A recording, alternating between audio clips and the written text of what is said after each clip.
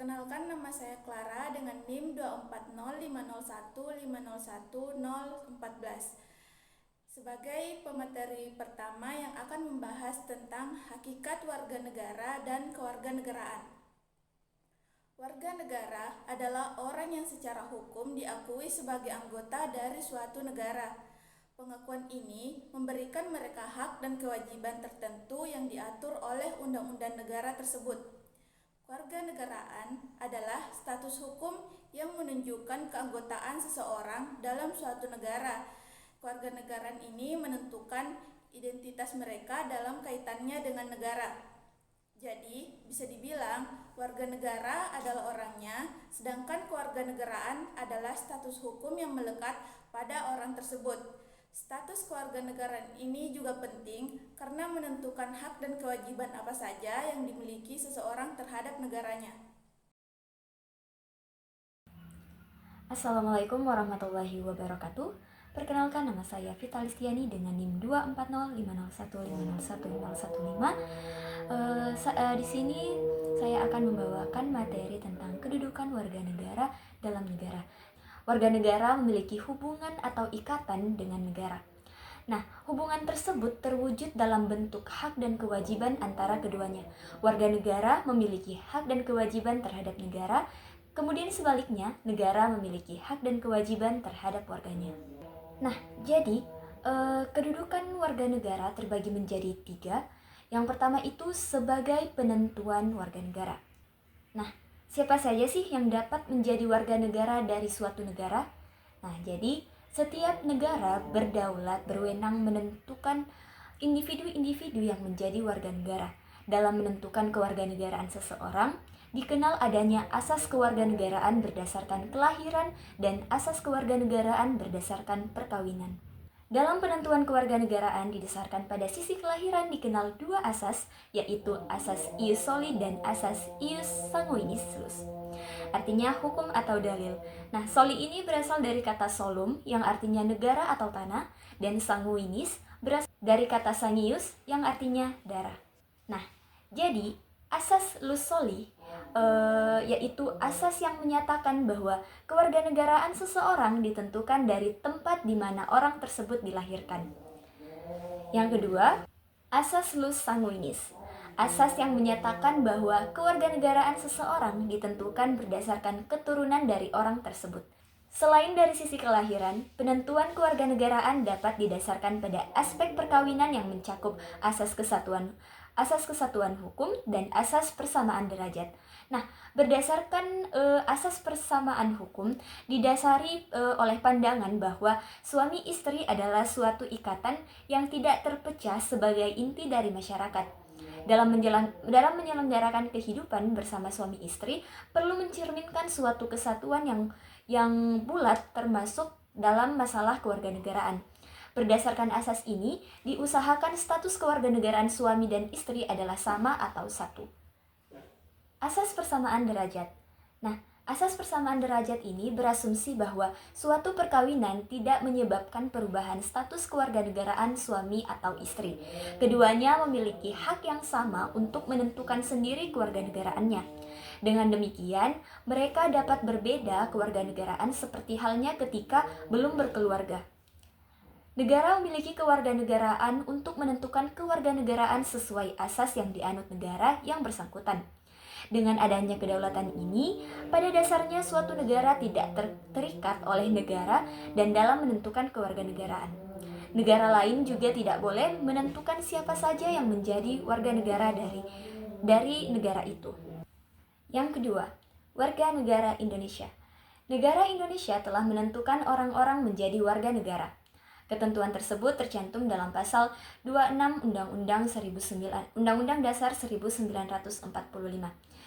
Yang dimana bunyinya adalah, yang pertama itu, yang menjadi warga negara ialah orang-orang bangsa Indonesia asli dan orang-orang bangsa lain yang disahkan dengan undang-undang sebagai warga negara.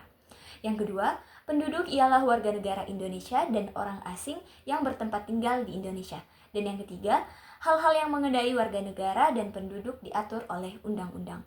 Nah, yang terakhir, yang ketiga, ketentuan undang-undang mengenai warga negara Indonesia. Perihal warga negara Indonesia diatur dengan undang-undang sejak proklamasi kemerdekaan Indonesia sampai saat ini. Undang-undang yang mengatur tentang kewarganegaraan Indonesia ada atau undang-undang sebagai pelaksanaan dari pasal 26 Undang-Undang Dasar 1945 yang berlaku sampai sekarang ini adalah Undang-Undang Nomor 12 Tahun 2006 tentang Kewarganegaraan Republik Indonesia yang diundangkan pada tanggal 1 Agustus 2006. Perkenalkan, saya Syafika dengan NIM 2405015010116 sebagai pemateri ketiga yang akan membahas mengenai kewarganegaraan Indonesia. Sebelumnya, apa itu kewarganegaraan Indonesia? Kewarganegaraan Indonesia adalah status resmi seseorang sebagai anggota negara yang memiliki hak dan kewajiban sesuai hukum. Dasar hukumnya tercantum dalam Undang-Undang Dasar 1945 dan Undang-Undang Nomor 12 Tahun 2006. Ada beberapa cara untuk menjadi warga negara Indonesia. Yang pertama, secara kelahiran, salah satu atau kedua orang tua adalah warga negara Indonesia. Yang kedua, melalui naturalisasi atau kewarganegaraan bagi orang asing yang memenuhi syarat. Yang ketiga, melalui perkawinan dengan orang Indonesia. Dan yang keempat, melalui adopsi bagi anak asing yang diadopsi oleh warga negara Indonesia. Warga negara Indonesia memiliki hak seperti mendapatkan pekerjaan, pendidikan, serta perlindungan hukum. Di sisi lain pula, ada kewajiban yang harus dipenuhi, seperti membayar pajak, menaati hukum, dan membela negara jika diperlukan. Selain itu, Indonesia menerapkan asas ius sanguinis berdasarkan keturunan dan ius soli berdasarkan tempat lahir dengan syarat tertentu. Seseorang bisa kehilangan warga negara Indonesia jika secara sukarela menjadi warga negara lain, masuk dinas militer negara asing tanpa izin, atau ikut serta dalam pemilu negara lain.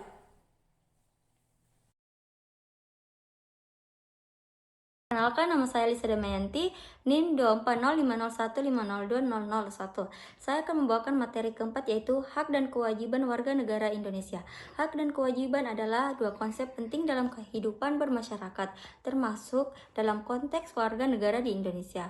Hak dan kewajiban negara telah diatur dalam Undang-Undang Dasar 1945, berbagai peraturan lainnya.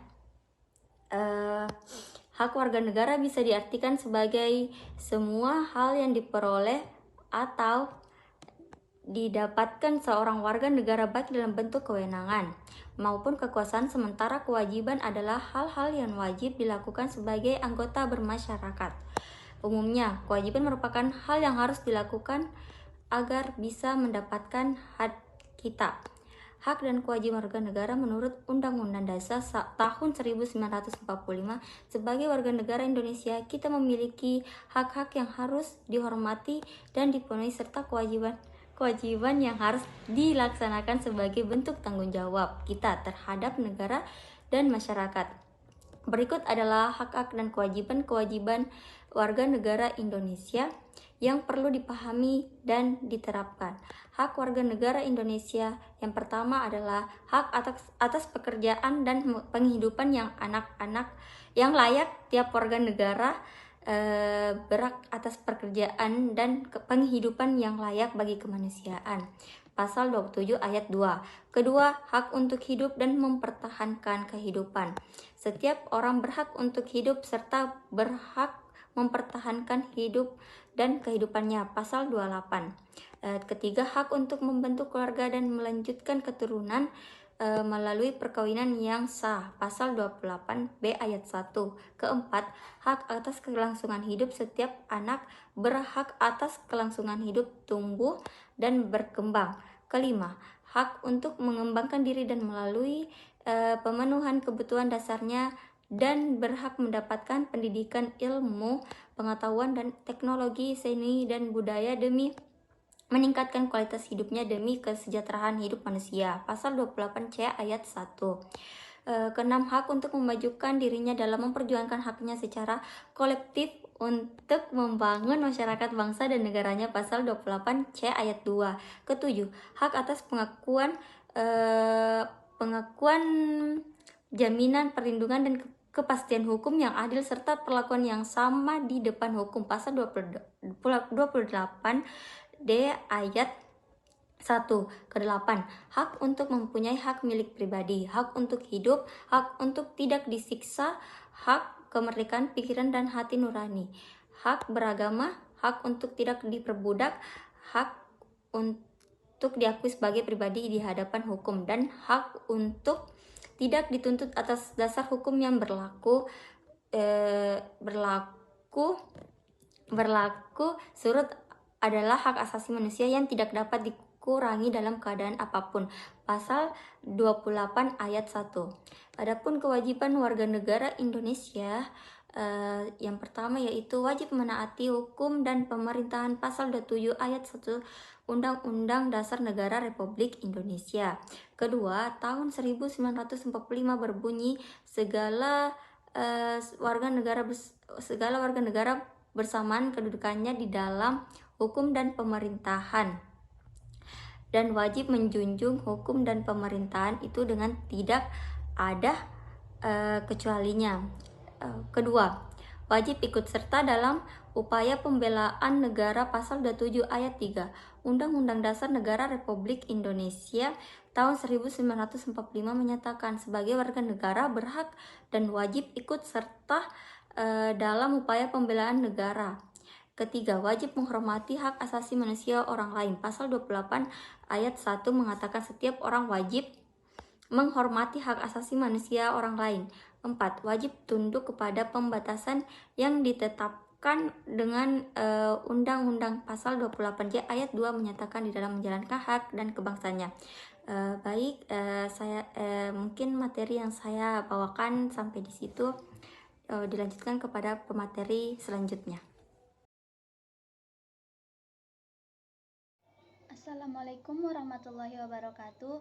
Perkenalkan, nama saya Nur Asisa Melani Putri dengan NIM 240501502002 sebagai pemateri kelima dengan judul materi Hak Asasi Manusia di Indonesia. Hak asasi manusia di Indonesia atau biasa disebut dengan HAM merupakan bagian dari komitmen negara untuk menjunjung tinggi martabat setiap individu sesuai dengan prinsip-prinsip universal yang diakui dunia internasional.